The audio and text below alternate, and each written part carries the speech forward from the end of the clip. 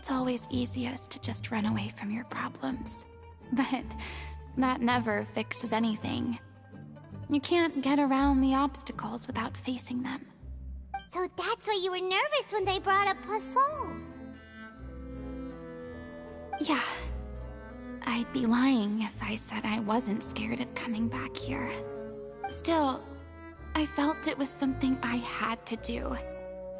As I was saying before, I want to see for myself the things that I never could in the past. I'd be overjoyed if the people here could find it in their hearts to forgive me. But they're more likely to unleash a tirade of vitriol against me. Yeah, I can tell people are watching me.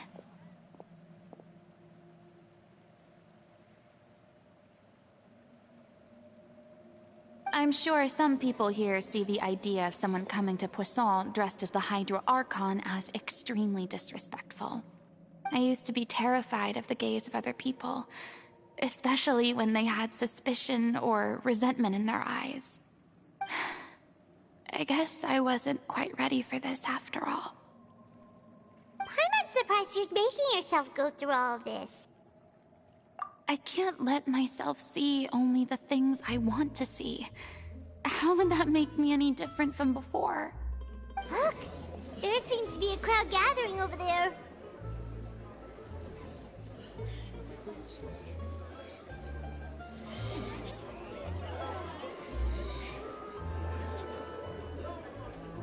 Probably time we made a move. How about we check out Spina di Rasula's ship? We should have a view of the whole of Poisson from there.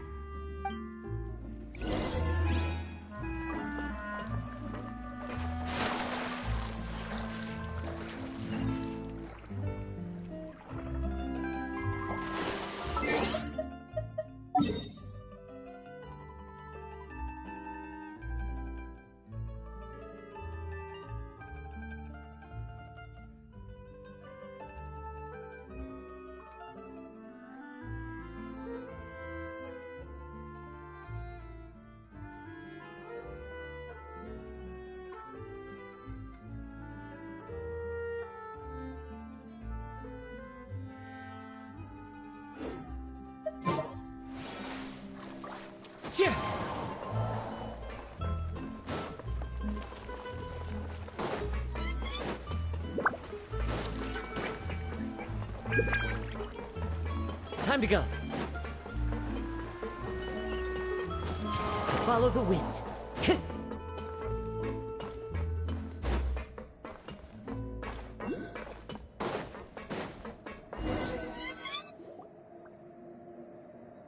I'm sorry. You probably just wanted a relaxing stroll, and here I am dumping all this heavy stuff on you. We don't mind. It's actually refreshing to see a different side of you. Great. Well, I appreciate your company, so please don't disappear just yet. I don't know whether you can tell, but the years of suffering and loneliness aren't the only reason I have a hard time facing up to who I used to be. As I stand here by the ship, I can't get the images of the rising water out of my mind. One after another, people were taken by the water. All those treasured lives and memories washed out of existence in an instant. They thought their god would protect them. They had absolute faith that when disaster struck, a divine power would save them from harm. And all the while, I played my part to perfection to convince them that was true. But then the floodwaters finally came, and the Hydro Archon did nothing. You shouldn't look at it like that. You are only doing your duty.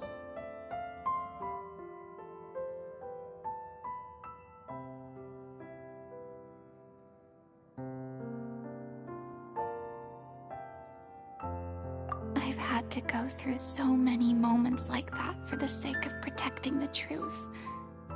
As time went on, it got harder and harder to bear, and I became more lonely and isolated.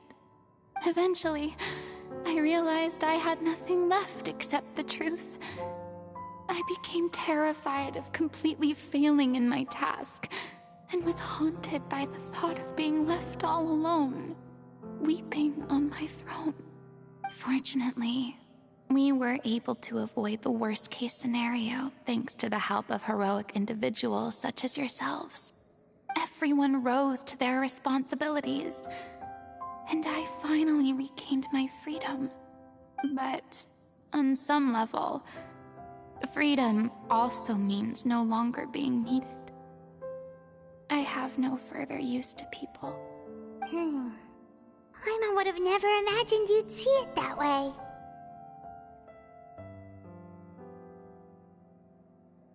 A reward? I guess so. And back then, I didn't even dare to dream about having someone to confide in. I was scared of someone recognizing me for who I truly was, and exposing a secret I swore to protect. Believe in the Farina you see on stage. She is the one you can trust. I had to keep all my feelings, all my curiosity about life to myself. No one could be allowed to know. That's what I really meant when I said I'm no good at maintaining relationships. So that's where you were coming from. Paimon totally thought you were just a bit of a diva at heart. Could you please get off my case? I don't know what's gotten into you today. I'm making an effort here. You could at least try to do the same.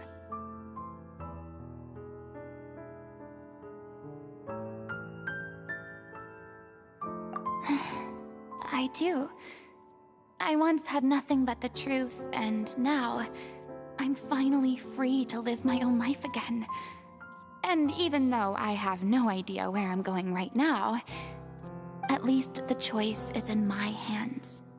All right, it's about time to head back. Paulo should have finished the ending by now. Sure! Okay, let's head back and check it out.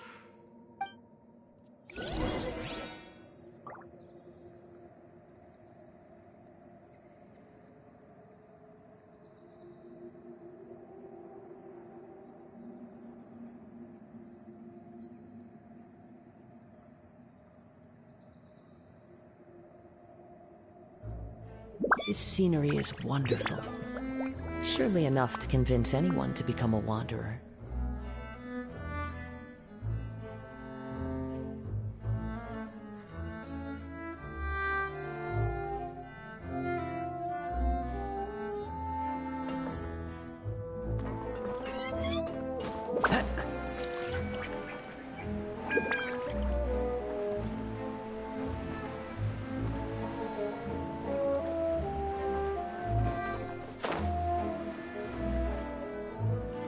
Didn't you say you needed to watch what you eat?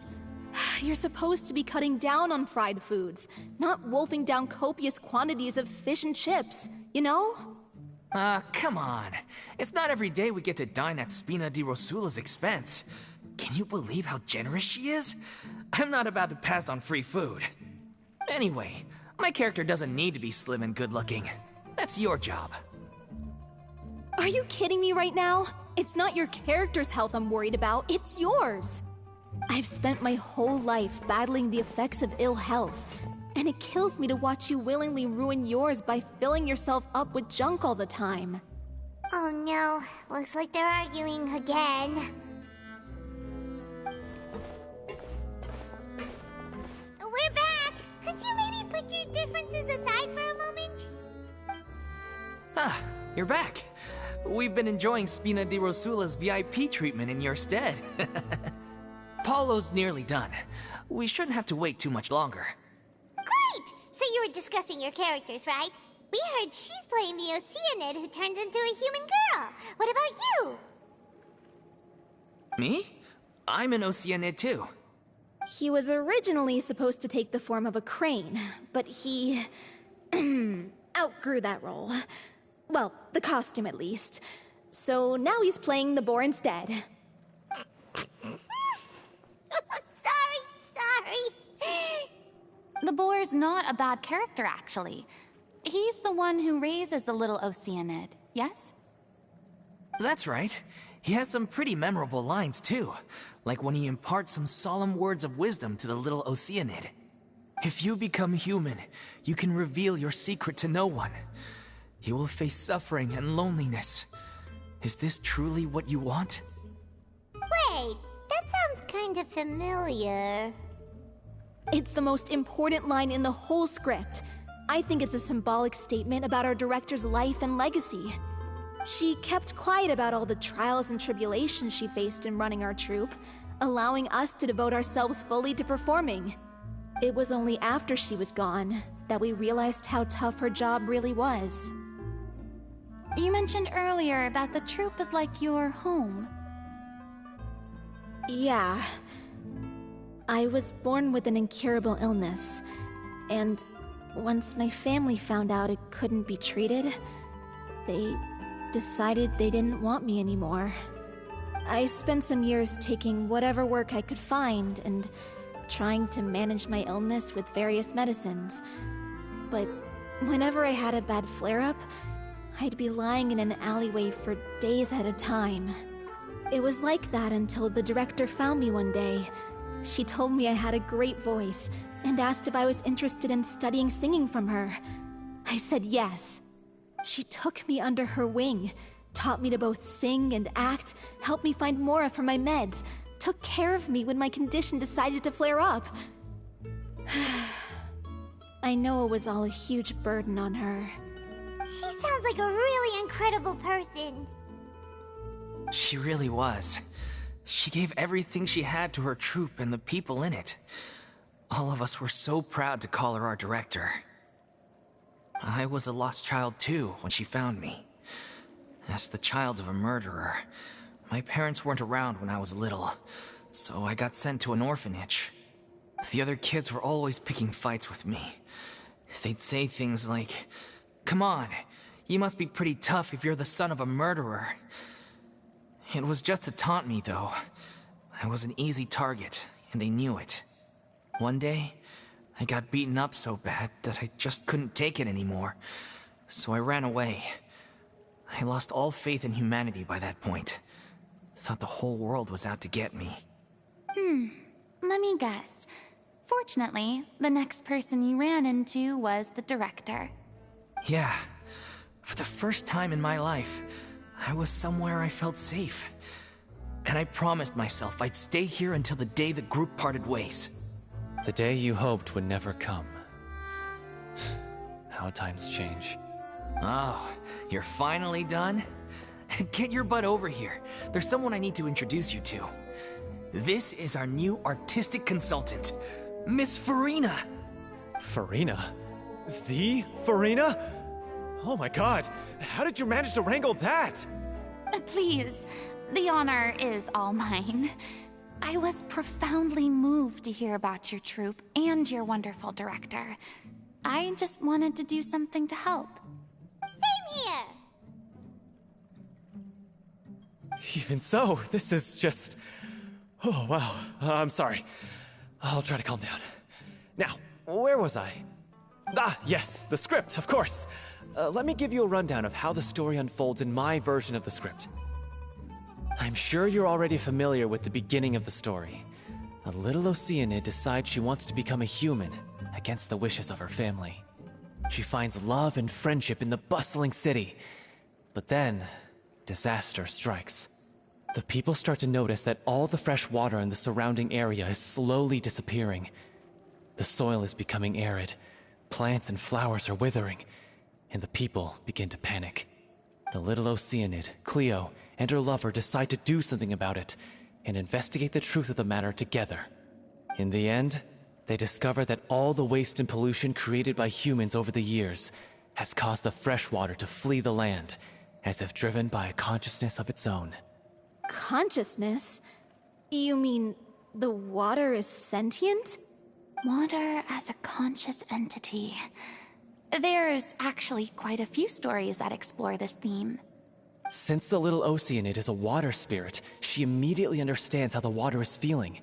She then tells her lover about her true identity, as well as the truth behind the crisis. Her lover accepts her for who she is and works with her to find a way to bring the water back. However, unbeknownst to them, there were some people eavesdropping when she revealed her secret. The little Oceanid is accused of being directly responsible for driving the water away and faces the greatest dilemma of her life. And then? In the end, she makes the brave decision to sacrifice herself to save her lover and the rest of humanity. Huh? But didn't they all treat Cleo like a villain? Why would she want to save them after that? Well, she mainly wanted to save her lover, plus everyone who'd stood up for her. Through her love for her human partner, she was able to find an even greater love, one that extended to all of humanity. Surely the biggest strength of Cleo's character. There's actually something else that bothers me. You know the protagonist is supposed to represent the director, right? And she never had the chance to become a hero in our world. If we're serious about dedicating this show to her memory, we should make the ending as true to life as possible. What about if the little Oceanid is hounded to death by people who hate her, her lover makes sure her secret never gets out, and humanity continues down the path to extinction? That sounds like too cruel of an ending to me, and perhaps a little irresponsible to present to the audience. That ending would be a perfect mirror to Director Aureli's death, both arbitrary and meaningless. On the day when she went missing, Director Aureli had instructed us all, somewhat out of the blue, to leave the court of Fontaine and wait for her outside the city. We waited and waited at the rendezvous point, but she never came. By the time we returned to the city, she disappeared without a trace. We looked for her.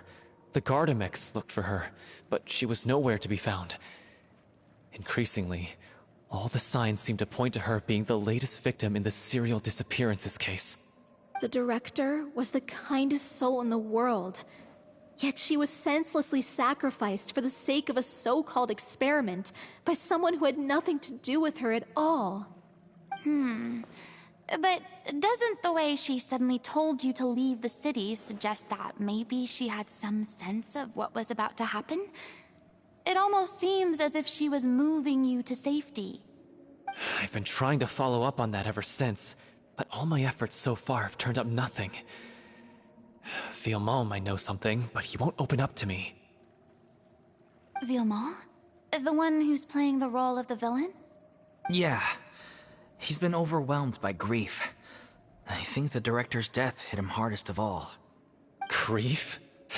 Guilt, more like. Also, I have a hard time imagining that anyone took it harder than me. Because, well, speaking of the play being true to life, I was deeply, madly in love with Aurelie. What? You kept that one quiet. It's time to be upfront with you all. No more keeping secrets from each other. We'll never be able to agree on the ending if we can't be honest about how we feel. I did tell her how I felt once, but she turned me down pretty much straight away. She said that we were all like brothers and sisters to her, and she'd never considered us as potential romantic partners. Not that it came as a shock or anything. It was what I was expecting to hear. So I told her I'd always be there for the troupe, and I'd always be there for her. I said, maybe one day in the future, when everyone's settled into their own lives and on the up and up, and managing the troupe no longer required her constant attention, well, maybe then she could reconsider what she really wanted in her life.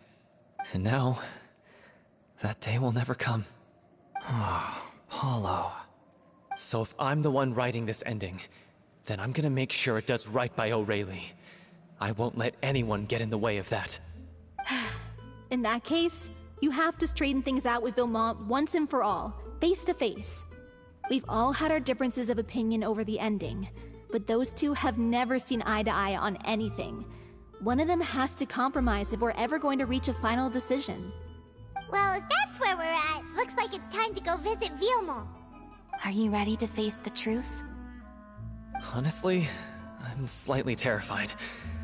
But For the sake of our final performance, I'll do whatever it takes. Funny you should ask, though.